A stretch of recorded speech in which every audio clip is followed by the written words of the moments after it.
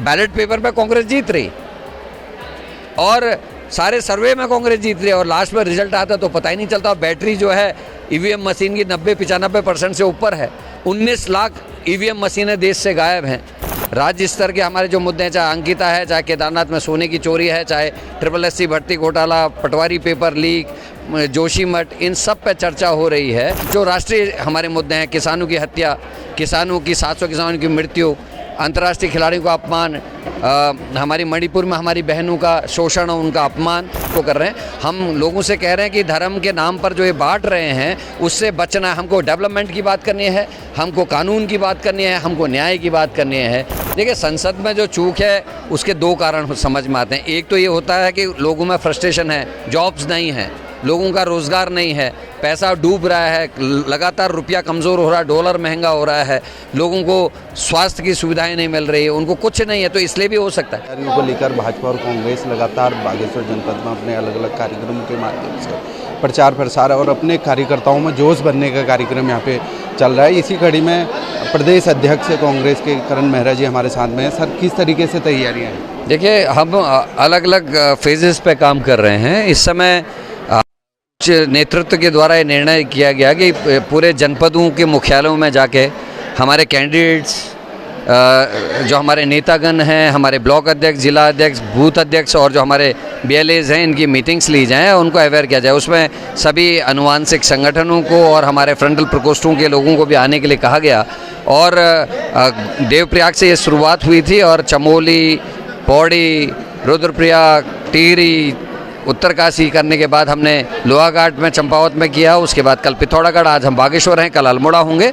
और निश्चित ही इसमें फ़ायदा हो रहा है। एक तरफ हमारे बूथों के सत्यापन के कार्य चल रहे हैं, दूसरी तरफ आप देखेंगे तो मंडलों की नियुक्तियों की जो हमारी प्रक्रिया थी वो कहाँ तक पहुँची उसका आकलन भी हम लोग कर रहे हैं। साथ में स्थानीय मुद्दे क्या हैं उनका डिस्कशन हो रहा है। राज्य स्तर के हमारे जो मुद्दे हैं, चाहे अंकिता है, चाहे केदारनाथ में सोने की चोरी है, चाहे SSC भर्ती घोटाला, पटवारी पेपर लीक, जोशीमठ, इन सब पे चर्चा हो रही है। और साथ में अंतर्राष्ट्रीय जो राष्ट्रीय हमारे मुद्दे हैं, किसानों की हत्या, किसानों की 700 किसानों की मृत्यु, अंतर्राष्ट्रीय खिलाड़ियों का अपमान, हमारी मणिपुर में हमारी बहनों का शोषण और उनका अपमान, ये सारे विषय ऐसे हैं जिसको लेकर हमारे लोग चिंतित हैं। उनके बीच में इस बात को कर रहे हैं। हम लोगों से कह रहे हैं कि धर्म के नाम पर जो ये बांट रहे हैं उससे बचना है। हमको डेवलपमेंट की बात करनी है, हमको कानून की बात करनी है, हमको न्याय की बात करनी है, हमको शुचिता की बात करनी है, हमको समाज को आगे बढ़ाने की बात करनी है। और हमको पूरा भरोसा है कि एक छोटे से समय में तो धर्म और इस सब की बातें लोगों को प्रभावित करती हैं,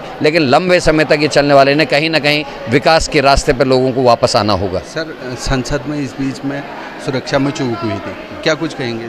देखिए, संसद में जो चूक है उसके दो कारण समझ में आते हैं। एक तो ये होता है कि लोगों में फ्रस्ट्रेशन है, जॉब्स नहीं है, लोगों का रोज़गार नहीं है, पैसा डूब रहा है, लगातार रुपया कमज़ोर हो रहा है, डॉलर महंगा हो रहा है, लोगों को स्वास्थ्य की सुविधाएं नहीं मिल रही है, उनको कुछ नहीं है, तो इसलिए भी हो सकता है। लेकिन मेरा अंदर का मन कहता है कि बीजेपी का एक सेट एजेंडा है। उनके यहाँ जब भी कोई बड़ी घटना घटती है जिससे बीजेपी की बदनामी हो, तुरंत एक दूसरी घटना घटित इस देश में हो जाती है और पहली वाली घटना नेपथ्य में चले जाती है, पीछे चले जाती है। मुझे लगता है क्योंकि जिस तरीके से लोकतंत्र की हत्या बीजेपी कर रही है, 10 सालों में 9 चुनी हुई सरकारें गिराई हैं।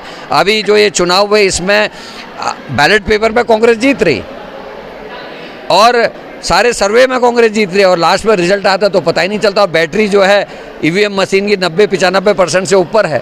19 लाख ईवीएम मशीनें देश से गायब हैं।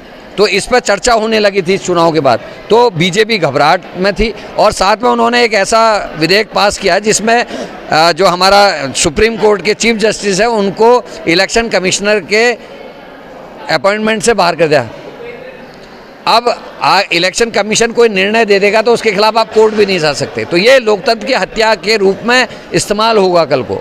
तो इस बारे में कहीं चर्चा ना हो जाए, इसलिए मेरे को लगता है कि ये घटना घटित हुई, क्योंकि जो लोगों ने वहाँ संसद में आक्रमण किया या जो घुसे, उन लोगों के पास भारतीय जनता पार्टी के एक सांसद ने बनवाए और 17 सांसद अभी निलंबित हुए, कुछ पुलिसकर्मी निलंबित हुए, कुछ कर्मचारी निलंबित हुए, लेकिन वो सांसद जिसने इनको पास उपलब्ध कराए उसके खिलाफ कोई कार्रवाई नहीं हुई।